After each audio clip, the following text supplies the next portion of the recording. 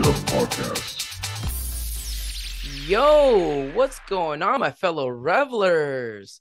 Welcome back to another episode of the Festy Hub Podcast. I'm your host, Manny, aka Frisky Hug, and today we have Danny Fathom joining us for the podcast episode. Danny Fathom is a producer, he's a DJ, he's also a mentor and a teacher for people who want to get into the DJ music life and start producing music and stuff like that. And he is not only going to tell us about his story, but he's also going to help me kind of get started with doing this little review that we got going on for Groove Cruise. We're going to kind of go over both of our experiences. We differ in experiences for the most part, but we did hang out a lot together at Groove Cruise. We actually met at Groove Cruise, and we're gonna just talk about, you know, the staff, the food, the activities, the DJs, the setups, and then just like our entire experience all together. So yeah, that's what today's episode is gonna be mostly about. We're gonna go over the review of Groove Cruise. And as for any life updates, me personally, I got a couple of Halloween things going on. The things that I'm promoting for this weekend is we have Gravedigger. It's at level 13. It's by Blaze Entertainment. So if you guys are in Orlando, definitely come through. I'll definitely be there. And then I got EDC Orlando is the next event that I got going on. I will be at home base courtesy of Radiate. So I'll be doing a couple like home base stuff. I don't have any rooms there because I actually live across the street from them, but that's kind of what I got going on for that. I also will be doing like a vlog for Butler. He's a DJ that's going to be playing on Sunday. So all of Sunday, I'm going to be doing that. And then on Saturday, I believe we're going to be doing a Radiate meetup. So if you guys are going to be at EDC Orlando, head over to our meetup. We'll have meetup information soon, probably closer to the date. Probably like maybe, you know, it's usually like 3 days before the festival starts. We usually have like more of that meetup information, stuff like that, a couple of giveaway items and etc. like that. But I think that's it. I actually will be going to like this wine and blend. It's called like wine blended festival over in Tampa. I believe the Chainsmokers is hosting or is headlining that one. And then for New Year's, I haven't really decided. I don't know if I'm doing Hijinks or if I'm doing Decadence Arizona. But that's it for life updates. I can't wait for you guys to hear what we got to say about Groove Cruise, though. I had a blast. I mean, it was something else, and you really can't categorize it as like a festival because it's really like its own experience. But for me, it was like probably like my top four like event ever, and that's a lot. I've been doing festivals for like 10 years, so I'm really glad that I shout out to the festival babes. Thank you so much for the invite. They're the reason that I actually got to go. Thank you, Jason. Thank you, Skeeter. They're like the team that, you know, made this whole thing happen. All amazing people all around. Thank you guys just for having me in general. And I hope that if you guys are watching this, I hope that you guys enjoy the review. But yeah, enjoy the podcast. All right. So I'd like to welcome Danny Fathom to the Festy Hub Podcast. Thank you for having me. I appreciate you, man. How you doing? Doing good, man. Long time no see, kind of, I guess. Well, not really. I've kind of been like Instagram chatting you every fucking day since we've met.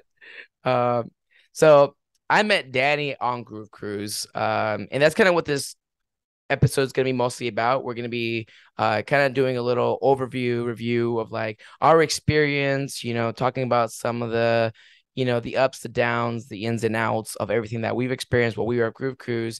But before we get started with this, like the Groove Cruise review and stuff, I kind of want to talk about him. So I'm going to go ahead and let him have the floor. And if you wouldn't mind giving a quick description of who you are. Well, I appreciate you. Thank you, Manny. My name is Danny Fathom. I'm from San Jose, California, 28 years old. I got into DJing and music probably about like 8-9 years ago.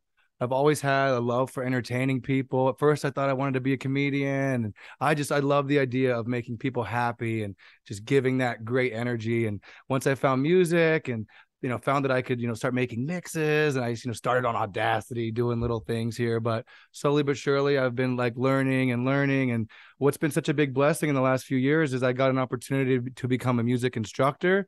And now that's become my full-time job, where I'm teaching, kids and adults and people of all ages how to DJ, how to produce music. And that's one of the most rewarding things is, like, it's cool to make your own music and all that. Like, that's great. But like really being able to like inspire somebody else and help them, like, put what's in their head onto the computer or, onto paper, as some might say, that's really been rewarding for me. So very grateful that I have an opportunity to teach people and, give back what I've learned and, help people share their love through music. So hope to be on the next Groove Cruise, baby. Let's do this. What was like your inspiration towards like thinking like, oh, I want to be a teacher?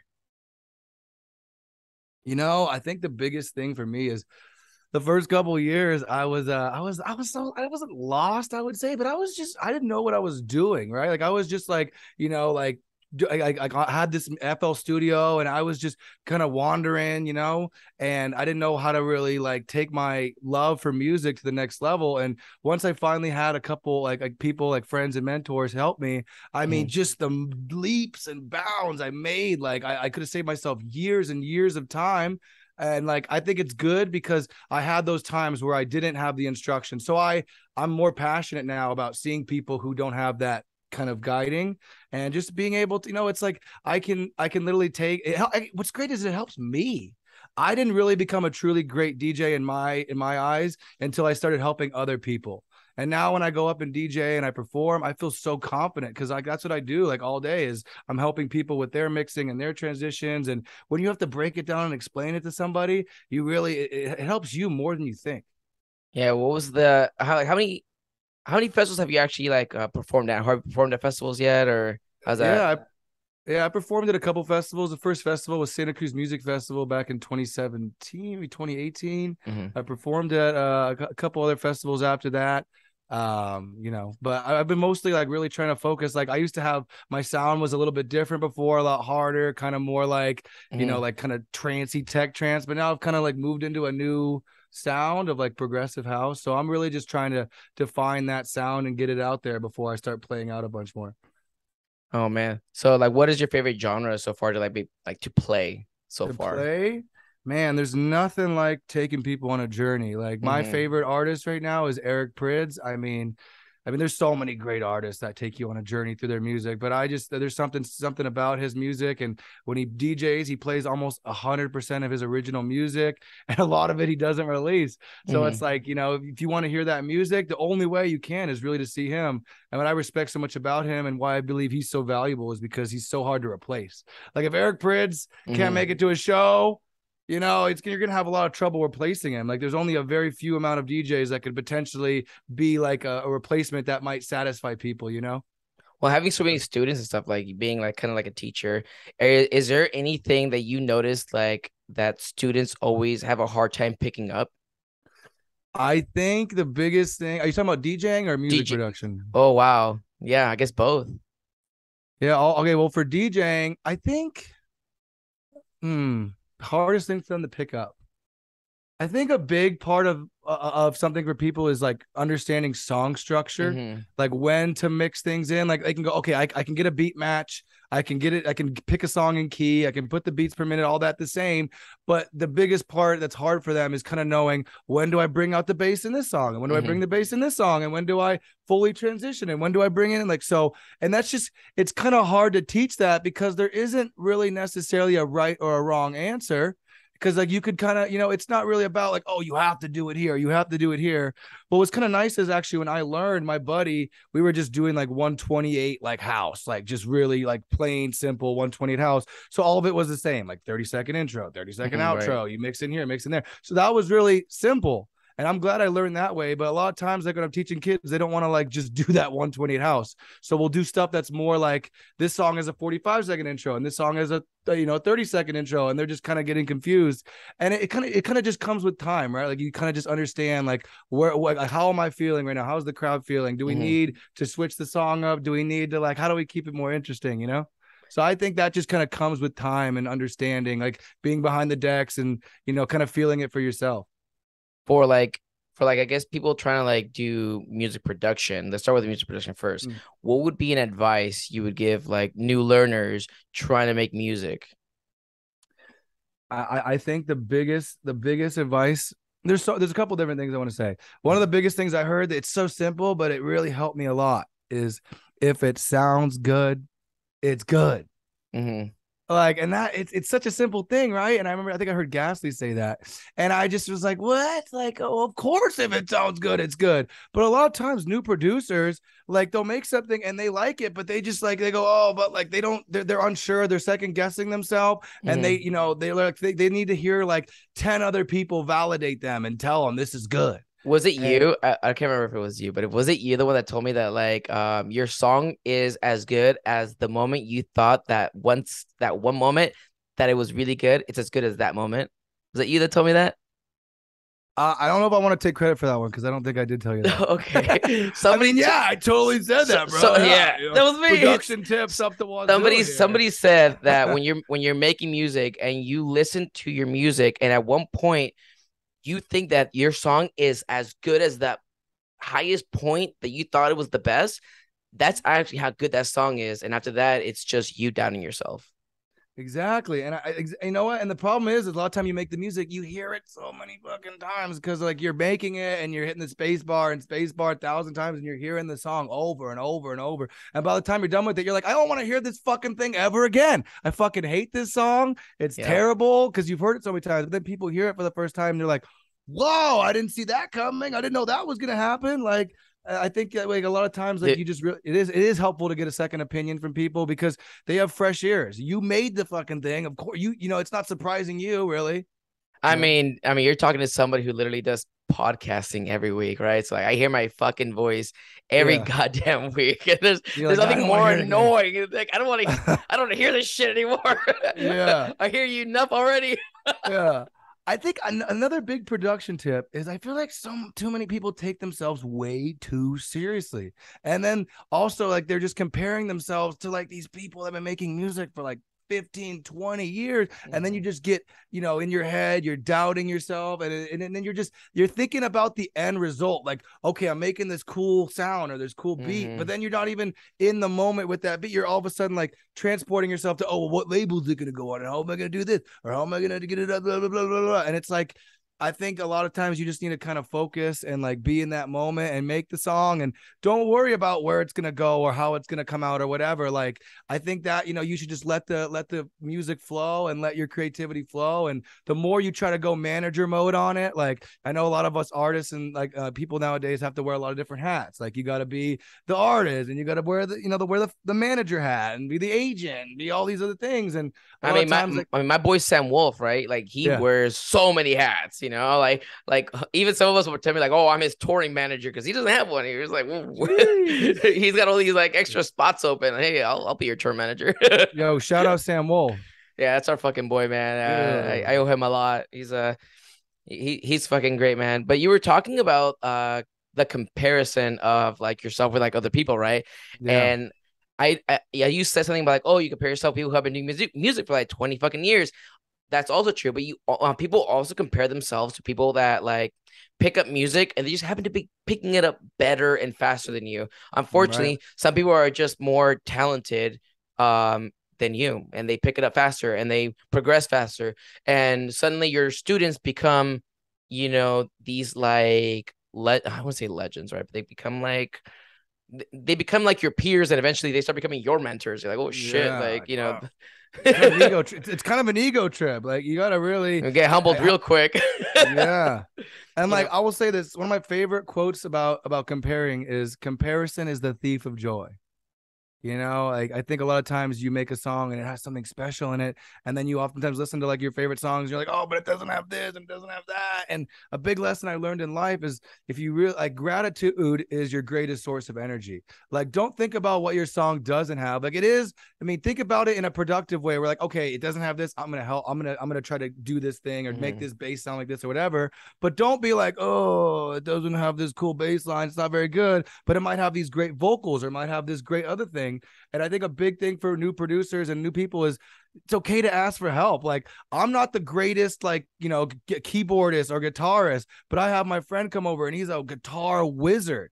and he'll come over and lay down some guitar, and it's unbelievably good. And it's like, should I go and learn how to play guitar? Like maybe, but at the end of the day, it's like there's so many people out there, and this guy, he's not really like making a big name for himself, even though because he's kind of like like off the grid, like playing in these little bands and stuff, and not really having big records. And it's like we help each other. Like he gets to be on a record that might could potentially get out there, not just like in the hippie circles of Arizona, and I get an amazing guitarist. And I just think reaching out is so important. Like work with other people, collaborate, but don't just collaborate. Like don't expect people to do it for you. That was one of my biggest mistakes coming into it. Like I would make a little song and I'd send it to someone and be like, can you finish this? Or like collaborate, bro. Like you finish it, you mix and master and you make it good. And it's like, don't you shouldn't expect that from people. You're like, hey, I do really good vocals, I struggle with my bass, or I struggle with my mixing, maybe like we could do a song together, check out these vocals, and just be forthcoming. Like I'm not very good at this, but like I love what you're doing, I think we could work together, like and I think that's a big thing like new artists need to do, is they're afraid to reach out, and or the opposite, they reach out too much and they don't reach out in the right way, like they're expecting people to do it for them. So you have we were talking offline, and like you said, you had a record label, right? Yeah, I have a record label called Diverse Music. Some people call it's weird. It's like D:verse, we actually, but so the thing about it is I started sending my music to record labels and stuff, and they really wanted to like, oh, can you change this? Can you do this? Okay, it'll come out in 6 to 9 months or whatever. And it's like, oh, but in that time, I'm going to have a whole different sound. Like I made this song like 6 months ago or whatever. Like I'm already changing my that's sound. the issue with like, submitting your music, is the record label's in charge of when you're going to be releasing your music. Right. So yeah. And on top, and like literally almost every song you hear comes on a big record label from artists. You're generally hearing where the artist was 6 months to a year ago, if not more, So like, that's something to keep in mind. But all right. You have anything else to say before we move on to the Groove Cruise I guess like experience review? I just want to say that if you have a dream, you have that dream for a reason. Like you have this wanting and this thing that was put on your heart to do. And I don't really believe that there are too many accidents like that. Like I think, maybe the vision might not be very clear, or what you want to do is not very clear, but like, what it is in your heart that like lights your soul on fire. Not to be corny, dude. But I mean, I think I said this to you, but I mean, I said to like a lot of people, right? Because I saw this podcast with Mike Posner, and Mike Posner said this. He said, my life is bigger than my dreams were. And it's funny, when you get to that point, you realize that it's like there's no point in beating yourself down over not overachieving something that wasn't even in your dreams yet. Like you didn't even think you could dream this far, and you're beating yourself up for not getting to another level that wasn't even achievable 10 years ago. That was never in your mind, but you're beating yourself up for it. I'm like, dude, you already achieved your dreams. Why are you mad? So yeah. I know it's always like sometimes we don't take time to appreciate where we are. We just think about what's next. And we don't think, like 5 years ago, I was wishing I was in this position. I was wishing I had a song that was this good, or I was wishing that I had a podcast that was doing this well, or whatever it was. And I think, like I said, again, like gratitude's your greatest source of energy. I think, the key to being happy is really focusing on what you have and not what you don't have. But you can focus on what you don't have as long as it's in a productive way. Don't think and be like in despair, like I don't have this, but like really think like if I want to be better, the moment, just start writing goals, start writing things out, and the moment you write something down and you go, I want this, it's yours. Dude, I wanted to like now, like I want to, like I'm about to start creating events, and I want to do festivals now, this like there's like, dude, if you told me that in like 10 years ago that I had a vision of creating festivals, I would run, you're out of your goddamn mind, because like my goals were where I was at like 3 years ago, and like now I'm like now I'm going to group cruise for free, and I'm getting paid to go to festivals, and I'm like, adventuring out and traveling the world, and I'm literally like organizing events and creating events at festivals and hosting things, and like I'm providing all my friends with artist passes and this and this. I'm like, dude, what? that was if you had told me where I'm at now, that would have been insane for me. Like, nah, like that's not gonna happen. I had very small dreams, and for me, those were big dreams back then. Yeah. Hey, now, one of my favorite. Yeah. Now you're killing it, dude. Yeah, thank you, man. One of my favorite quotes from Bob Proctor is, "If your dreams don't scare you, they're not big enough." Yeah, actually, it's so funny. I was talking to a DJ and I was telling her like, yeah, I want to start like, curating festivals or maybe sponsoring festivals in some way or form or something like that. And she was like, "Whoa, that's a little like it's kind of like a far-fetched thing so far." And then I was like, "I know it sounds crazy, but think about like let me tell you a little bit about my story." And she was like, "Wow." She was just like she was like, "Wow, you actually now that you mentioned everything you mentioned, like, yeah, maybe it is possible." And it all comes down to like not giving up, and it's funny, I was at the network panel and I think you were there too. Mm. That's where we like crossed eyes and we're like, "Hey, I know this." Oh yeah. And like they were talking about the exact same thing. They were talking about their come up, and Jason was there talking about how he had $500 in a dream, like, and Yeah. he started making things happen, and I'm like, I think that's what it is, man. I was backed into a corner where I was like, I threw in all the money that I had into an investment to invest in myself and market myself and become a better version of myself. And sometimes it's like you either go all in or you go back to your 9 to 5. You know what I mean? Like Yeah. you either try your best to achieve your goal or you go back to your 9 to 5. And honestly, it's like, it's what it comes down to. It's like, how much are you willing to risk everything that you have? 100%, You know, brother. and Couldn't say and, it and better myself. and I've literally cried to my mom, and like in my car, I've cried to my mom saying like I have to believe that what I'm doing is for something. I can't believe that I did all this just to give up at the end.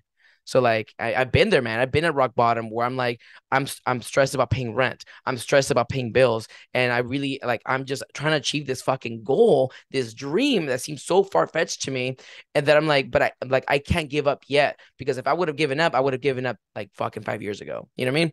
So I've come too far to give up now. So it's like, you don't cry to your mom and say all this shit for nothing. You know what I mean? Like I Yeah, right. flew I flew across the country, man, to achieve my dreams. I'm not giving up now. Like, my family lives in LA. I came here with no money in a dream. That's it. So I'm trying to make things happen. You But are, and you are. shit it, man. Let's start with this. Let's get some of this juicy details on this Groove Cruise. All right. So Groove Cruise. So this just happened like a week ago. So basically, we were gonna go from, it was like the Norwegian Jewel, I think it Jewel. was called. Yep. Yep. Hmm. And we were gonna go from LA to Cabo and then back. Um, so what was your experience basically entering into Groove Cruise? So my experience, I'll say this, y'all. I was just like, I had a music lesson or whatever right before that, and it ended at like 12:30. And I saw like on the schedule, like, oh, 3 o'clock the ship leaves. I'm like, all right, I just gotta get there at like 2 o'clock or whatever. Get there like an hour early or whatever, right? Like, and I didn't look at the email they sent the night before where it's like check-in ends at 1, don't be late. And Yeah. I'm just like literally like drive, before I get in my car, it's like 12:30, and I'm like maybe like I had to still park my car at my buddy's house and get a lift. And I'm like, check-in ends close at 1 at 12:30. Jesus Christ. Like I like drove to my buddy's house, like got in the lift, and I got there at like 2:30. And bless Norwegian and Jason and everyone. I made it on board. I don't know if I was, but I think I was the second to last person on board, right behind Sriracha Man. But yeah, I was a little stressed and a little bit like, oh man, like, so my advice, get there super early. Like you're paying to be there, like, or well, some of us are paying to be there. Anyway, but get there early. Like that's the first day of your vacation. Like you can get on board at like noon or even earlier maybe. So I'd say just get there as soon as possible. Hey, and like it's maximize your time on the ship and My don't guy, stress. I was there at 11, or if not like 10:30, my guy. I was the first to board. Yeah. Actually, no, did Damn. you know they actually started boarding, I think, like 8 o'clock in the morning? They didn't tell you, No. they didn't tell you that, but people were Jeez. boarding at like 8. So I got there around, I think it was like 10:30, 11 or whatever, right? So I get in Yeah. and I'm about to enter, and then I see an Uber get out. Boom. My boy Sam Wolf comes Come out. on, Whack, bro. whack, Always whack. on time. Always on time. And he walks in, he was like, and I was like, "Hey, what's up, my boy? Hey, whatever." And then I tell him where the entrance is at, so we're going through the artist entrance, and I'm like, "Oh shit, I'm gonna just follow you," Oh, okay. So we got an expedited entrance. We went all the way around, and you know, we had like our own little secret like check-in, and we had our own secret like little lounge area where they fed us food and all that stuff. Okay. And I'm just like, I'm with him. I'm his guest. They're like, you're not on the list. I'm like, I'm on his list. Check it twice. Yeah. Do your job This better. is Frisky Hug. Oh, sorry. Come on. Do your job better. I'm with him. Yeah. And yeah, so they expedited my entire thing. You know, I entered as like an artist guest and the whole thing, and it was super cool. And then I saw people with like a guest pass. I'm like, hey, where's my guest pass? You know, and so that was like my experience. And they yeah, everything was just smooth sailing. I had the easiest smooth sailing, huh? I had the easiest check-in. It literally took me 5 minutes to check in through all of it. Until we got to the part where I had to get my card from my room. Now this is where the fucking bullshit starts, because I asked for my card and they give me my roommate's card. And I'm like, well, that's not me. That's the other person. I need mine. So now they have to go and reprint another one. I'm like, dude, just whatever, right? So I finally get my shit and I enter through the entrance or whatever, and I go to my room with all my luggage. My key card doesn't work to my damn room, so then I have to go back. I'm asking for directions, bro. Nobody knows where I'm supposed to go. I finally get to some guy. He goes, "Oh yeah, they haven't checked your room yet." I'm like, "Oh shoot, what do you mean my room's not ready yet?" That's kind of like idiotic. So I go and ask more around. I basically I'm walking around for like 15 minutes, dude, and I finally go to the help desk. I stay in line, and then I finally get a new key card. And by that time, it's been like an hour and a half. I might as well just gone through the regular people entrance if it was gonna take that long. And then regular people entrance. The peasants entrance. I'm kidding. And this guy. Yeah, regular people's entrance. And then you know, by that time my roommate, she came in late. We entered the room at the same time. Like, ain't that some bullshit? Anyways, she was a little bougier than me. She had somebody escort her luggage to the room, and you know, I was like, she over here carrying everything myself. But that was like my experience with like entering, getting my room and stuff. I think day 0. Should we call it day 0? Should we call it day 1? Is it day 1 through 5, right? Or it could be day 0. I feel like it is day 1 because they are doing music and stuff that day, right? Like it's not like it's not a day. They did that. Yeah, you're right. They did music. So like day 1, man, was pretty smooth. We were kind of just checking out the lay of the land. I think we were trying to figure out the whole internet situation. We got there and we were trying to figure out the internet. We're like, dude, we need to do work. Little did we know we were gonna do 0 work. So the internet cost like $125. That was the social one, or which one? No, that was the basic one. Cost $125 for 5 days. And so like I paid for that. I got my own for my phone. I got hers for her phone, but we weren't able to connect to her phone for some reason. So then we had to go to another help desk to get our internet thing situated. So that took forever. So I think like the first like 3 hours of the cruise, you're gonna be just fixing your shit. And I'll be honest, you're probably gonna go see that help desk probably a good 3 times within the duration of the week. I mean, my friend I think went there like 10 times. She kept losing her key card. I don't know. Yes, I lost mine at least once or twice. And and if you lose your key card and you get a new one, if you find the old one, you can still get into your room, but you cannot buy anything with that. Like which is kind of good because it's like, you know, you don't want to be losing key cards and then old key cards. People are buying, you know, the whole bar or something, you know. But it happened to me a couple of times where I'm like, I want to get a bottle of wine. And I have my old key card and they wouldn't let me do it. And I'm like, oh shoot. Oh, speaking of that, buying like alcohol, right? So buying alcohol is if you're going to do like a cruise thing and they have like a alcohol package, somebody in your group has to have this alcohol package, you know, like if not, like you guys could even like divide it and stuff. It is like $600 or something like that, or like that's for like 5 days. It's like 120. But it's for 5 days. Like you spend more unlimited. Yeah, it's unlimited. So like honestly, you get bottles of wine. Can I just go with the drink package? I want a bottle of wine, or do you have to like get glasses? Dude, that drink package was clutch. Like you have to have the drink package. I'm gonna do that next time. I'm gonna get the drink package, but you can only get it I think on day 1. So you have to get the drink package like on day 1. Otherwise, you're not allowed to get it after that because it's like for the whole week. Do it for the whole time. You can't just do one day. That's what kind of was me and my buddy were gonna plan on doing like alternate days, and then we just kind of share, but we couldn't do that. Yeah, so I mean, definitely consider the drink package. It's definitely worth it. I mean, I just recommend that in general. And Yeah. then what else did we do for day one? I can't even remember. Day one is literally just getting all your shit situated, like getting the packages, getting the internet, getting the key cards. Um, make sure you there's no cash in the cruise, so you have to like make sure you have like your credit card or not credit card. I think it was like your debit card has to be linked to your card. Or credit or debit. Yeah. Or okay. Yeah. Because I remember when we first got there, yeah, they ask you like, do you want to put a card on file? Definitely put a card on file as soon as possible. Otherwise, you have to go back, wait in line, and then put your card on Mm-hmm. file. Because that's the only way you can buy and do things is like, if your card's on file. Yeah, I think my friend So, was doing you know what else we uh did on day one? mm, Are we freezing here? no, go ahead. So Joel Corey played on day one. That was really cool seeing Joel Corey play and Kesmalia before, great opening set. She's awesome. She like sings all her own stuff, great producer. So that was a really cool way to start off day one. And what they did right before Joel Corey came on, they had a big group picture and they started passing out huge shots of tequila. I think El Cristiano Tequila like sponsored the cruise. And I mean, people were just walking around with like cups and cups.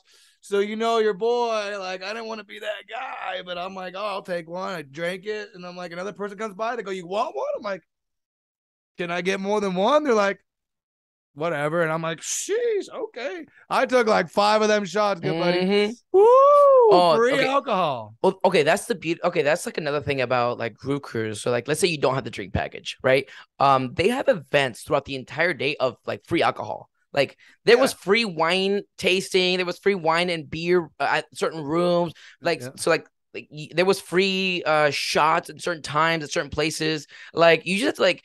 So all the activities are filled with like alcohol events that are free. So as long as you go to those events or those activities, they're giving you free alcohol. So like I went to like a tequila tasting with Set the Sky. Oh, by the way, all the artists are doing like these activities. So they're artist activities, right? So you get to hang out with these artists and do these activities. And I swear to God, I drank 8 shots of tequila. I saw him do it. Yeah. You're like pouring them all in one cup. And hey, have a good time, y'all. Cheers. Cheers. I am like at that point the tequila was doing nothing to me. So I was like, more. I know, right? But and then like I was at like I was getting merch, and then some guy was saying like, hey, they're giving out free beer and wine at this room. So I'm like, fuck, sign me up. So I'm over here chugging beers. I'm here chuck so fast. I'm over like, is this one good? I'm like. So if you don't have like your drink packages, just understand that you could go to some of these activities and just grab free alcohol. Yeah. Like they have, as long as you go to the events, you're gonna get free alcohol.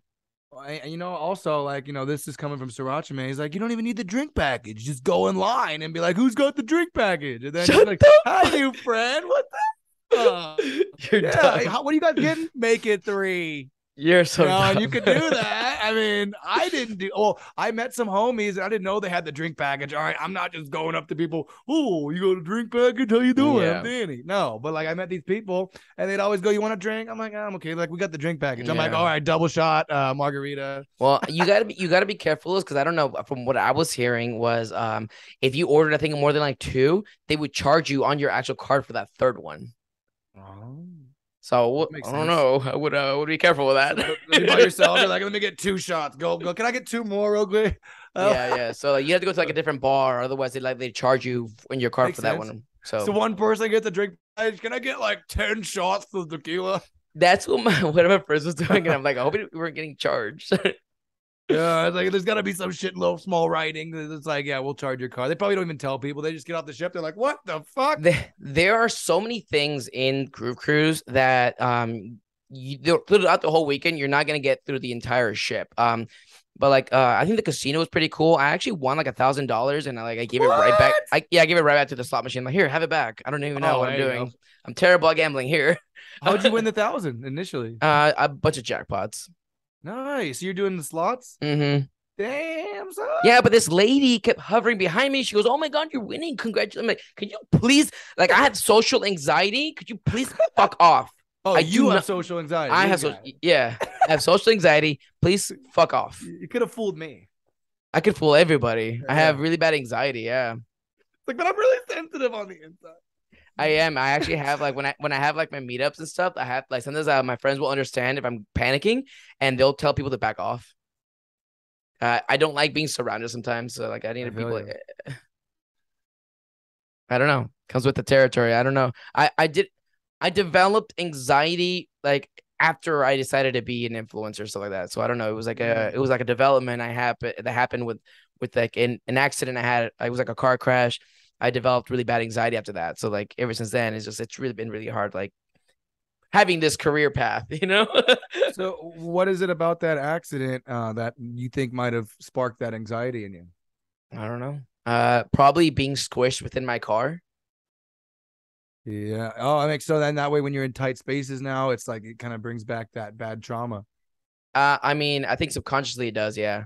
So, And I think but a lot of times people don't realize this, but trauma lives in our body too. Like it's like there's times where like I feel okay up here, but like my body is just like having this response, like I'm feeling uneasy. And it's like, that trauma, like things that have happened, like really can live in your body. And I don't think a lot of people realize that. dude, you know what was fucking great though? I have to say about Groove Cruise. Is I went in there and like the first day we're like, let's get some food. And the food there was so delicious. Oh my God. I have The to free say, food, yeah. well, fuck even being free. Like, you think Oh, free buffet would be like trash food? No, man. This shit was no, it's fire. good. It was Yeah. pretty fucking good, man. I I, Yeah. I gained weight for the first time at a festival. I feel you, dude. Me too. Shit. you know, Man, like and what's and really and cool. Yeah, go ahead. And then if you have a group, always just reserve a dinner every single night with your friends. They do have free like dinners as well where you can reserve with your friends and just have a great time. We did it every single night. That way Nice. we would always eat before we really got fucked up. Smart. Yeah, I went to the Palace. That was the main place I went. I didn't really Yeah, eat at same. any of the other free restaurants. I heard there was like Chin Chin, but Aaron told I me, oh, it's not good. I didn't He's like, it hear wasn't good things good. about that. Yeah, me too. So I never even tried it. So I don't want to The say it was bad. I just the heard it was the bad. Asian food at the Not buffet good. was delicious though. So like, Yeah. take your I pick. love that. Man, it was so great. Like it's nice. Like right before you get out to the pool stage, there's just this huge buffet of like almost any kind of food you could ever want. And it's great. My advice would be bring like a to-go cup or bring some kind of bigger cup because you're gonna want like water or coffee or something, and they have really small little cups and whatever. So yeah, definitely bring something to hold some water in, or Yeah, a water yeah, bottle true. for sure. Bring like a damn it, what are those? Like a thermos. Bring a thermos, Yeah, a and then thermos. you can make your coffee in that thermos because those small coffee cups, I kept burning my hand. I'm like, the amount of coffee I want and need doesn't I know. equate. I put like ice in it because I can't just drink the coffee when it's hot. So I'm like Same, dude. It was ice. too hot. I'm like, dude, I Uh, am steaming right now. The last thing I want to do is be like sweating, and I was sweating profusely at Groove Cruise. I don't know. Like I was just like, the coffee was making me hot, the food was making me hot, and I'm like, oh my God. Like, but then you go outside and you're freezing. I'm just like, really regulating your temperature at Groove Cruise was hard because like you go outside, you're freezing. You go inside, you're hot. I'm like, I don't know what to do. so what was like the biggest highlight of day one for you? Um, Maybe mm, give us an artist highlight and give us a people like people or like just something else, like something else. I really don't know because I can't really like remember. All the days I start to know, blend right? in after a I while. feel you. Um, Yeah. let me check out my what do you call it? Oh, I deleted my no, my Cabo thing is still there. Let's see. Yeah. So Wednesday, what did we see? We saw Oh my Casmoya like played, Joel Corey played. I think did Green Velvet play that Green day Velvet too? played looks like I until think he like 4 did play a.m. after. Yeah. Yeah, that Um was fun. oh, I think that's what I did. I went into like the Bliss area. That's where I kind of was at. I was at Oh yeah, yeah, Bliss. yeah, yeah. I think A That's the Craze. theater, right? Yeah, yeah, yeah, that's right. Yeah, yeah. So like after Nurko played, A Craze and Trivecta did a back to back, and it was a bass slash techno back to back type set. So it was just like all over the place, but it's super fucking badass. Really? Damn, I Yeah, missed that one. Shit. yeah. They just played for the entire night, and then I don't know if it was the same night or the other night, but the other night well, I don't want to skip nights, but like the next night, then A Craze does an entire like back to back set with like yeah, I think he plays like Gene Ferris. I think he played with Gene Ferris. I'm not Yeah, really yeah. Him sure. and Gene Ferris played outside on the sports court. That Yeah, was pretty. I love that they added that because like the first group cruise I went to back in 2019, maybe 2018. Wow, has it been 4? Yeah, it's been 2018. This was the first one since 2018, huh? Or at least in Cabo. I mean, I'll be Florida. honest, man. I mean, I think I've heard of Groove Cruise once. I don't know. Dude, for me, Yeah. all the ships, I thought they were the same thing. I don't know. I didn't even think The about it. holy ship, the Holy French, I ship, thought it was all the same friendship, shit. Groove Cruise. I don't care, Uh, dude. I never cared, nor did I ever think I was ever gonna go to one. And then the opportunity rose, and I'm like in love with it now. I'm like, fuck. I I'm like, know, it's the way to party. I'm like, so Jason, the guy who I think he like basically runs like the Groove Cruise stuff, us on with like Skeeter and the EDM Maniac team and like a bunch of other people, right? I'm like at this point, like take my money, like take my money. Oh, it's I was, great. dude, I was comped the ticket, but I spent a shit ton of money while I was there. Like they got me on, bro. I never bought merch. That was the first time I bought merch. I'm like, I am in love. I spent a few $100s on merch. I mean, I've spent like $600 on alcohol, so I might as well. Yeah, you should have got the package. I should have got the package, you know. So like for me, it's like, yeah, I got comped the ticket, but then why did I spend over like $1,500? Like, Yeah, you got me. You well, got you me got good. me. You got me good, bro. But the Groove, I mean, I kind of changed my like whole dot on like how festivals and partying could be, because before that I had gone to Coachella, EDC, like Paradiso, all these different things. They're all outside camping, and it's, you have to go set up a tent. They set all this shit up, and it's like it's kind of dirty and dusty, and you got to walk so far to the festival and all that, and everyone's so far apart usually in the campgrounds and whatever. And this, I mean, you're a 5-10 minute walk from almost anywhere on the ship, like, oh shit, you're at the main stage, you forgot a jacket. I mean, God, if you're at fucking EDC, you could be fucked. You might have to walk all the way back to the campground if you're in the campground. But here you're like, all right, guys, we'll be back in like 5-10 minutes. And go grab something. Or, hey, my friend's over here and we're in this room. You could be there in 5-10 minutes. Yeah, so yeah. I like that. I like that. party And my it's room. clean. Let's go. And everyone's got showers. It's not like Yeah. like festival where everyone's smelling like shit. No one's showering or doing any of that. So it's For really real, nice, nothing clean. like eating ass and like you just smell like unshowered ass. Damn, damn, this tastes like day 1 and 2, good buddy. Unless you're into that, then Damn, yeah. that's some day 5 ass. You just put some deodorant up there or something, bro. Jesus. That's fucking that's some Burning Man vibes. Fuck.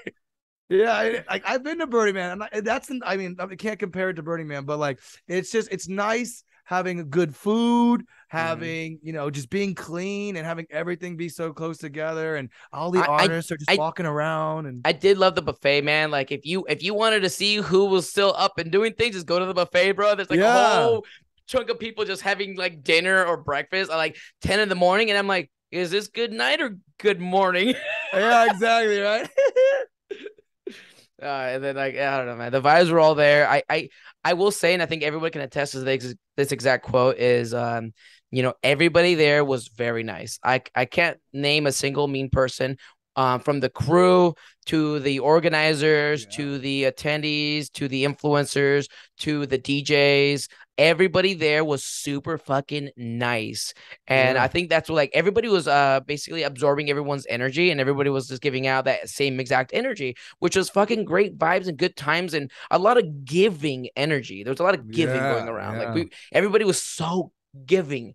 And like, I don't know. I didn't see anybody be frugal for anything. I'm like, wow, like this is so cool.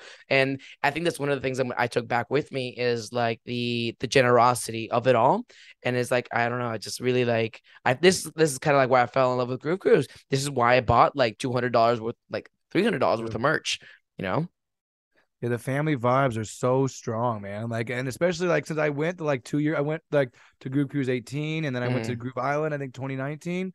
And like, it's just, you see all your old friends again. You're like, oh my God. And it feels like you haven't missed a beat for some of these people. It's just like, wow. Like, and like, it's so beautiful that like you said, that nobody, I mean, it's amazing. I didn't see really anybody who got like way too fucked up or any me and you. What do you mean? On the ship, we got fucked up in Cabo. We did. We got toasted in Cabo. Well, I mean, I almost got left. Yeah. Good thing we found each other. Like, we were both like, woo. But yeah, but everyone's so kind. Like legit, I was pretty turt in Cabo because we got off the boat and me and my buddy went and bought a whole bottle of tequila, like drank half of it, went snorkeling, and we were just on the boat, like the bus, waiting to get to the party. And by the time we got there, we was pretty turt. And I was just on the couch like, oh man, I'm fucking woo. Yeah, Like, man. I went to a restaurant, the first one I could find that sold tacos, and I'm just like, can I just get a couple of rounds of tequila shots? Let's go. let's go. And I'm already fucked up like on the way there because I hadn't slept yet. Because the night before that, we were like, let's go watch the sunrise set. What a dumb idea, first of all. But it was a good, wasn't that Gene Ferris' sunrise set? It was a good sunrise set. It was Gene Ferris. But I was like, I understand y'all want to watch the sunrise, but this seems like a bad idea. Yeah. I didn't get to Cabo till like 3 or 4 because I slept from like 8 to like maybe 12:31. I never slept. We were just like, hey, like, let's just go to Cabo. I'm like, okay. We just like literally just went straight to Cabo. Nice. Yeah, that's how we met, bro. I mean, I don't know what the exact moment we met was, but it was in Cabo. Yeah, it was definitely in Cabo. I don't remember either. Oh man, bro. That was wild, dude. It was. I was on some ratchet shit though. I was all over the place and I was like, I didn't know where I was at. I mean, I was like on stage and I was like, I don't even know what's going on, man. All I know is I'm on stage having a blast.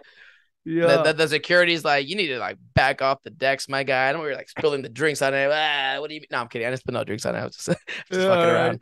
I'm just fucking around. But like, no, like, yeah, I'm like, but all the vibes were there. My friends playing. And honestly, I think my biggest thing, man, when I was like, yeah, like going to these sets and stuff, I was like, are my friends playing these sets? I was very supportive of all my friends playing these sets because I'm very proud of them. And I'm very supportive of all my friends that got to play at Groove Cruise. And I'm like, I just want to be there for my friends. Like I don't really care. Like these DJs are, that obviously are like high end type DJs are playing because like I really just want to make sure that my friends that like got to play these sets know that I was there for them when for all their sets. And I tried my best to make almost all of their sets, and like you just let them know like, hey, like I'm here for you, my guy, and girl. There's a lot of girl friends, girl slash friends that that are DJs that like I just want to make sure that they know I'm like I love you, baby girl. Yeah. No, you're really supportive. You actually got me to go to your friend's set. I'm trying to remember his name. Noah Levinson, yeah. Yeah, man. I mean, shout out Noah Levinson. Like, I can't believe he wasn't booked originally. Like, there was kind of just time on the pool stage, and I guess they just put a couple other artists on there, and he was one of them. And oh my goodness, we go and see this guy. I mean, like it was kind of colder outside and there was other artists playing other places, so there wasn't a ton of people, but like he brought me out, or Manny brought me out, and I never heard of him, and it was cool. Like he played a bunch of different kinds of music. He played like the future bass, he played some trap, some dubstep, then he went into some house, and then I was like, okay, this is pretty cool, he's a good DJ. And then the motherfucker started singing. He's like, yo, this is a new original. I know. Like, okay, some original music. I respect it. And then he started singing over it, and it was so good. I'm like, how is this man not booked? Like, right? Oh my god, beautiful music. And I was telling you, like, I had this guy on the podcast. Never once did he mention that he was like singing his own songs and stuff like that. I'm like, what? So like, I was surprised, yeah. and then I was also surprised that he hadn't lost his voice like I had. I'm like, oh, he can sing, because I was like, I know, right? I sounded like Homer Simpson's wife. What's her name? Marge. I sounded like Marge. Oh my homie. That's what I was saying. Hi, homies. Oh, I used up all my words by like day 4.5, 5. Like I was just like trying to tell people jokes. I lost my voice day one.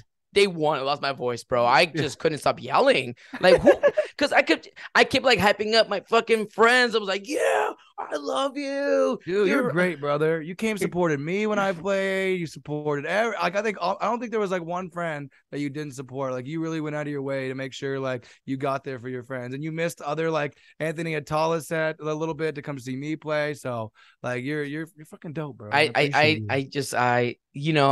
been raving, man, like, a good 10 years. And I go to like 26 festivals. Let's say 26 festivals on average, like a year. It's like, I see these artists all the time. I see tons of these sets. You know what I don't fucking see are my friends playing main stage. I don't see that very often. Yeah.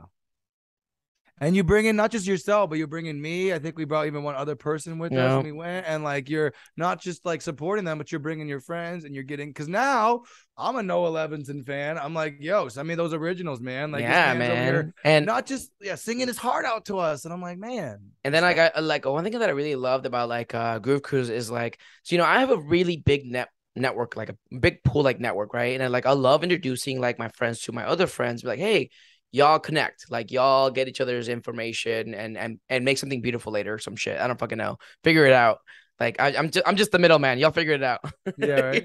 But I love that I have the opportunity to introduce my friends to other friends, because a lot of the times it's like, we're a little too shy, or we're not like, and even though I have like social anxiety, it's like I'm like willing to go overcome it and be like, hey, you two, like, be friends.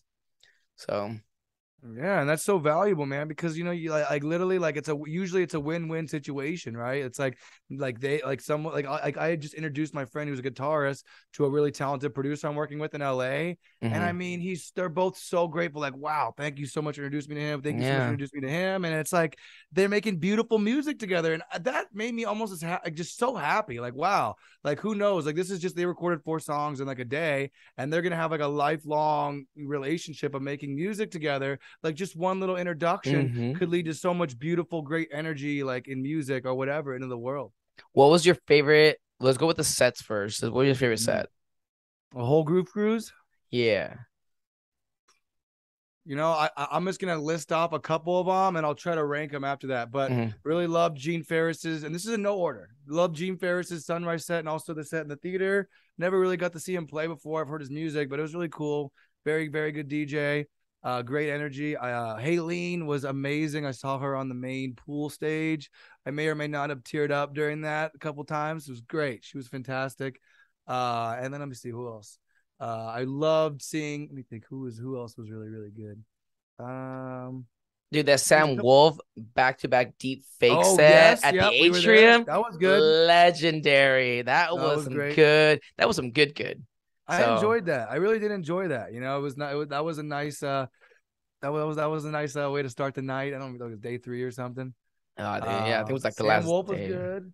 Who else did I see that was good, that impressed me? For me, it was Halion, but it was at the theater. At the theater. That was, I didn't see that one. Pretty nice. Like, I think the production at the theater was probably my favorite.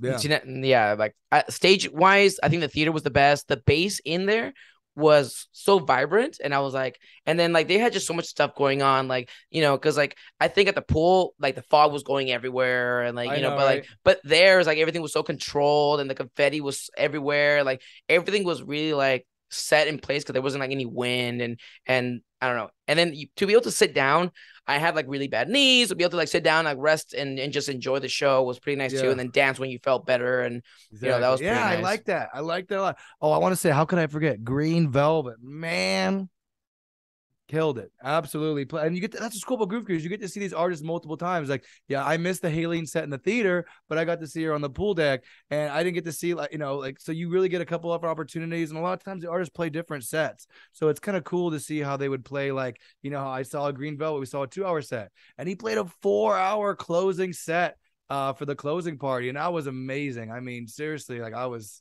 probably my best set. I can't remember this guy's name, but it was like KSO Fresco, I think it was called. Kess? Oh no, KSO Fresco. No, am I saying that wrong? I think there's a guy named K3SS, maybe. You're killing me, Smalls. You're killing me, Biggs. Thank you. Yeah, right? Yeah. Come on, you're not small. KSO Fresco. Okay, so I'd never heard of this guy before, and I was literally, his music was so trippy and so out there, but also really funny, and I was like, this is lit. This guy, and then he was like just jamming out to like the way, like his what is it? His character on stage was just phenomenal, and I was like, dude, and I actually like was next to him like while we were walking in the hallway, and I was gonna go say something, but he was like in the middle of conversation, and I didn't want to like interrupt and stuff, and I was like, like I'll just whenever I see him again at another festival, I'll go. Missed opportunities. I feel like sometimes, like, yeah, like the same thing happened with me and Green Velvet. Like Green Velvet after his set, he was just talking. The security's like, "Hey, go ahead, hey, go home." He's like, "Yeah, that's what everyone's doing." And Yeah. I just was like, you know what? I gotta go. He's gotta go. And I just quickly said, "I'm so sorry to interrupt. Love you. Love your music. Take care." And he's like, "Hey, I love you, brother. Thank you." And then, well, that was good. Like I didn't want to Yeah. interrupt, but I had to say something. I wanted to go and tell him like, hey man, I really loved your set. I never heard of you before. So like now I'm like definitely like I already like followed on your SoundCloud and stuff like that. But like I didn't want to interrupt the conversation just to say that, right? And then he's not gonna and then he's not gonna remember me tomorrow anyway. So it's like it's not really like dude, your Frisky Hug. How is he not gonna be like, oh my god, Frisky Hug like my music, everyone? I'm like, come on. No, please. Nah. I think personally, man, from my experience, it takes like a good 3 times just to remember somebody. So Sam Wolf doesn't remember me then, huh? We met him once. This man remembers everybody, so I don't know. Yeah. He's a good man. But I mean, ask him next week. He probably forgot. Yeah, I'll say this. I got to meet a lot of artists. I think one of the coolest artists I met, Deep Fake, was really, really cool. Really, really awesome. Like we were DJing in the atrium together. And then I was like, hey, like I want to show you, can I show you my new song? Because he had to get going. And he's like, yeah, sure. And he like went down and like listened from the crowd and like gave me some really, really good feedback on my new song that may or may not be coming out on 11/11/22. And I was just so grateful that he really took time, like while he had to go and people were trying to, hey, let's go. He took time to listen to my whole song, give me some really good feedback. So I really appreciated that. Shout out Deep Fake. Got one of your stickers. Still trying to find the best place to put it. And then really loved meeting Sam Wolf. I mean, one of the most humble guys I've ever met. Like like he got booked in SF by some of my really good friends from Headroom that do that. And I just remember like, oh, who is this guy? And I checked out his music and I was like, man, this guy's kind of putting a new spin on techno. He got booked in SF. You talking about 3 weeks ago? Was it 3? Could have been 3 weeks ago. Yeah. It was Fierce Animals that booked him. I was hanging out at his apartment before he took off to SF. Nice. Is he lives in Florida or what? He lives in Atlanta. I was in Atlanta visiting. Okay. For him. You got some broads over there or what? No, bro. I was there for Imagine. I was there for Imagine Music. I was there for Imagine. Yeah. Okay. Nice. But he took off to SF for a day. Gotcha. And then he was gonna go back to Imagine. Nice. So I don't know if it was the same time or I don't know. Might have been. It could have been for that show. I think he was the last person, but like, yeah. My friend Ryan Robbins, shout out Ryan Robbins, great producer, amazing guy, doing some amazing things. He booked him and I just go, yo, if Ryan's booking him, there's got to be something about this artist. So every time they book an artist, I always check him out. And that was cool. Like I got to hear his music and then meet him. And he was just the most humble guy. He told me send him music, all this stuff. And like, not a lot of artists do that. Usually you got to go, can I send you music? But he was so forthcoming. Like, oh, you make music? Yes. Send me some stuff. And I was like, shoot, dude, like, appreciate you, man. Okay, let's go into some advice that we'd give to people who have never been to Groove Cruise and something like you kind of like learn and then maybe like, hey, here's some advice. Okay, I can start first unless you already have something. I mean, go for it. I would bring a bottle of wine. So you're not allowed to bring waters. Which water is literally ready accessible anywhere. So as long as you have like a bottle, just literally fill up your freaking cup everywhere you go. I mean, the cafeteria is always open. You can just go grab water. It's not a big deal. But bring a bottle of wine. You're allowed one wine bottle. Do they charge you $15? Is that only if you bring it into a restaurant? Probably only if you bring it to a restaurant because nobody else. It was on there that they would charge you, but I don't think so. Huh? Yeah, because it said there was a $15 corkage fee or something. Yeah, nobody got charged. I think that's for a restaurant probably. Because nobody else got charged. So I didn't bring one, but not knowing that like I could have brought one, like I should have just brought. But isn't it just one? Because I know you can bring a Magnum too. It's just one. Because they had a corkage fee like $25 for a 1.5 liter. So I think you could either, I don't know, you know better than me probably, but I think you might be able to bring a big one too, or 2 small ones. No, I don't know. I just remember just one bottle. Yeah, at least one bottle. Bring a bottle. And then I mean, why not? And then also don't underpack. I definitely underpacked. I mean, it comes with its benefits though. Like I left pretty easily. I didn't have to worry about no luggage, nothing. I just left, right? So like I get that, but like also like don't underpack. Like I definitely brought a lot of like swim trucks thinking that I was gonna go swimming a lot. I went swimming once. Yep. So I'm like, I packed like 8 swim trunks for no reason. I'm like, whatever. Sounds like you didn't underpack. At least for the swim. Yeah. Well, I didn't bring any pants, so it was like, Oh, and it gets really cold. So I mean, also it bring does. coats, bring sweaters, bring warm clothes because you're gonna want it because it gets cold really fast. And like, Yeah. we did a lot of like trips back and forth, just grabbing sweaters and stuff like that.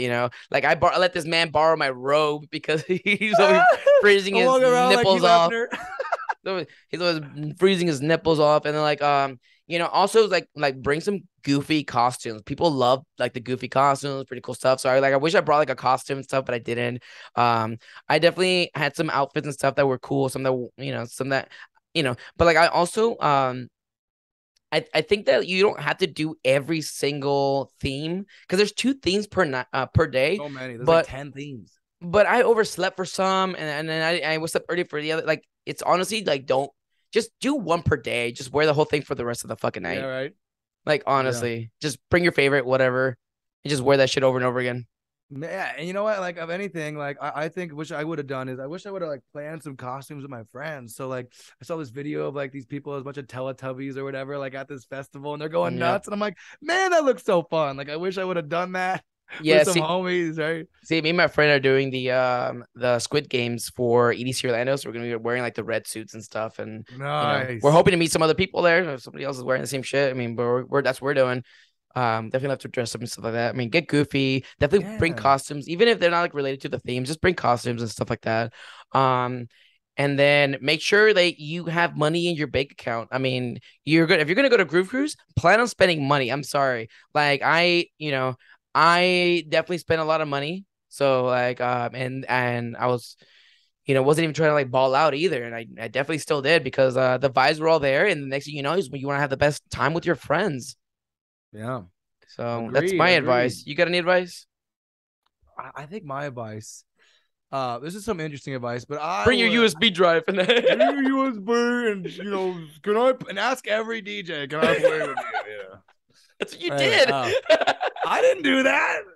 And I the only time I did it was like Aaron's like, dude, this Renegade, you gotta come over and play. I'm like, all right, I'll check it out. I know Anyway, you and I, we were at a party. It was like the Admiral Suite or whatever. So like, yeah. and then you were like, you think I could play? They're like, dude, you don't get me kicked out, bro. For real. I was like, I mean, I got some love to share. I think people would definitely like it, Yeah, you definitely would like us to get the hell out of here. You miss every shot you don't take. But a good Yeah, thing I had a you good also get friend kicked there. out if if you keep Yeah, I had a taking the good shots. homie there who was like, that. Like, all right, I got to play in the atrium. It's all good. But what was I saying? Some advice. Okay, so this is what I'll say. One of the biggest things before I got there is I don't do any like really anything too crazy, but like I wanted to bring some weed on board, a little like like a cartridge and some edibles, and I was freaking out, y'all. I was like, Dude, oh my god, for we're gonna have real. drug dog. I guess it says we're gonna have drug dog. There's a Mexican, border patrol or whatever. Like like I don't want to get fucking thrown in Mexican jail or something having weed. But so I was like freaking out the whole way there. Like, how am I gonna hide this shit? Like, I really want to have like a cartridge or something. So like, I don't know if I should say this on the podcast. Nah, don't say it. Listen, if Yeah, you bring if you bring shit into the cruise, and I'm not trying to like fear mongrel, but like and if they kick you out, that's on you. Okay, give okay. me your part of your best advice. So my best advice, I mean, you covered a lot of the good stuff. I think definitely bring a jacket, really warm clothes. Like when you're up on the deck at night, and stuff like that, it gets fucking cold. So bring warm clothes, sweats, whatever. I bring lots of costumes. I think, I think it's fun. Earplugs. Oh my God. Oh, bro. Jesus I had Christ. my earplugs ready to go. I'm Dude, the amount of times you just get like close to the base and you don't realize how close you are back because like there's a lot of space. Like yeah. And a lot of times if you're drunk or, on the whatever, on something else, you don't really realize how loud or how it might be hurting your ears. So it is really good. Just always have that on you. Like before I left my room, phone, keys, or a car key and earplugs. Like that was what I needed right there, So definitely bring earplugs. Great tip. I mean, I just went on Amazon. I think I spent like $16, $17, got these really good ones. So definitely would recommend that. Let's think here. A lot of people that I met that went the first time they didn't even realize you could go to the restaurant. They didn't realize you could eat, like, go and order and whatever. They thought it was all paid. Like, so definitely, like you said, go to a restaurant. You don't have to go every night, but if you can, try to go every night. If you get friends, so by meet like up. by like a help desk, they have a section where you can reserve your nights, and you can just choose the restaurant and just be like, oh, which are the free restaurants, and then you could just put like how many parties or how big is your party is going to be, stuff like that. And then on the other side was like the activity centers. You could sign up for those too. You don't really have to sign up for the activity center because honestly, like there wasn't any like sign in stuff. You just walk in for the most part. Right? Yeah. I know. I was kind of like, oh man, I didn't sign up for the artist activity stuff, and like it all closed by like when I was trying to sign up or whatever. So yeah, I mean, if you can sign up in advance, I think, like you said, just about everything, I think you can just walk in. Like there might be certain ones that are very impacted where there's like a lot of people wanting to do it. So, but I didn't experience that. Well, I only did a couple artist activities, but I would recommend definitely do as many as you. I mean, if you want to, like, don't stress yourself out, but do as many as you can because they're really cool. Like my first Groove Cruise, I got to play ping pong with Shiba-san, and that was so fun. He kicked my ass. God damn, that guy can play some ping pong. Yeah. Some other advice. Let's think here. Yeah, bring a bottle of wine. I mean, even if you don't bring a bottle of wine, I went up to the bar. I mean, you can buy drinks, but you can get a good bottle of wine for like $26, $27, and some white wine or whatever, and it's like $30 after tax, and it's like, shoot, that's like 2 drinks, and you get a whole bottle of wine. Like I get a whole bottle of wine, I'm chilling. I'm going around, I'm handing it around. Hey, take a drink, like. And then also, like, if you smoke, they do sell cigarettes there. Just be cognizant of where they do. And just be cognizant where you're smoking the cigarettes because some places are no smoke areas and they'll be like pretty like angry about like where you're smoking and stuff like that. So just be very aware of like where you are smoking your cigarettes and stuff like that as well. Yeah. I wish I brought more candy. I didn't think about bringing candy because I like panic packed and I didn't like pack what so I wish I brought candy. Unfortunately, I didn't bring any candy, and I was like, it's so unlike me because I usually do like a meetup. That's where like, I give out all my candy, but talking about the candy on your wrist, right? Okay, gotcha. Yeah. No, I mean, I was thinking about doing that too. It wasn't a huge like candy, like raver vibe there, but there wasn't. I feel that. It was very like, not that you can't do that, but I just didn't see it very much. It was like a lot of bracelet stuff. So I got these bracelets. I got this Groove Cruise bracelet. Oh yeah, I got the same one from the homie Paul. Yeah. The homie Paul. Shout out Paul, man. Valone. Shout out. Dude, what a guy. Yeah, if you ever need a vape, like a little tobacco vape, he was selling these tobacco vapes for $30. Strongest vape I hit on the cruise. I mean, I hit this vape and I almost fell over. I'm like, holy Lord, what is in this, dude? My goodness, bro. What is in this? What is in this, bro? Like, I was this tobacco 30%. My God. Yeah, I'm like, sheesh. That's what you call EDM, brother. That was a good old EDM hit right there. But I think good. I can't think of anything else. Is there anything else? I'm trying to see if there's anything else I can think of. I would say this too. If you can, like you said, bringing candy. I think if you can bring something cool to like give to people, or like it's just really fun. It's like such a giving vibe, like you said. Like if there's something like if you bring like a little camera that can take Polaroids, you can take pictures of people. Oh, that would be kind of fucking cool. Yeah, I have one. I didn't bring it, but I think it's really cool. Like just plan on like doing something or bringing something that maybe you can give to people, or like you can just something. Like some people, like one person gave me this little, like, I wish I had it, but it was this little raspberry like squishy thing or whatever, and it's just like they gave it to me. And some people just had all these cool different things they gave you or whatever. So I think that's kind of cool. And yeah, definitely I would say if you can, like, really, I had brought a costume that covers my face. I wanted to just like bring a costume that covered my face. I never got a chance to do this, but just wear that and go around and be crazy and no one knows it's you. Now everyone's gonna know it's me. I mean, nobody would know it's you anyways. I gave myself away. Oh shoot, who are you? I'm Danny. Who is this? It's who is that? Son of a bitch Danny from the who? podcast. Danny Fathom. Who? Just kidding. But Danny, it's been a pleasure, man, talking to you. Where can our viewers find you? If you wouldn't mind just jotting down your socials. Well, thank you very much. I appreciate you, my man. It's been great. Yeah, so you guys can find me. The main place where I put a lot of my stuff is on my Instagram. It's just Danny Fathom, SoundCloud, Danny Fathom, I guess I already said Instagram, Spotify, Danny Fathom. Everything's Danny Fathom. If you don't know how to spell it, it's just Danny Fat Ho, add an M. That's all I tell people. Like, how do you find your Instagram? Danny Fat Ho, and then you start typing that and it comes up. It's like, oh, all right. And all his information will be down in the description below on everywhere where you find it. This episode will be on most streaming platforms. So we got Spotify, SoundCloud, Apple Podcasts, Google Podcasts.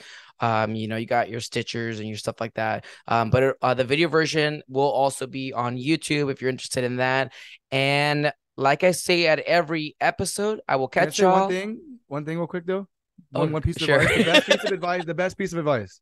Okay. Talk to people, meet people. Don't be shy. Like that's the reason I'm here is I talked to Manny and I met him. Don't be shy. People are so friendly, so kind. It's a one of a kind environment. You see people, you walk in the elevator. What's up, everyone? Like really go out of your way and meet people and talk to people. You'll meet some of the best friends in your whole life. And all right. Well, okay. So with that being said, yes. So thank you guys all for watching. And like I say at every episode, I will catch y'all at the next one. Bye.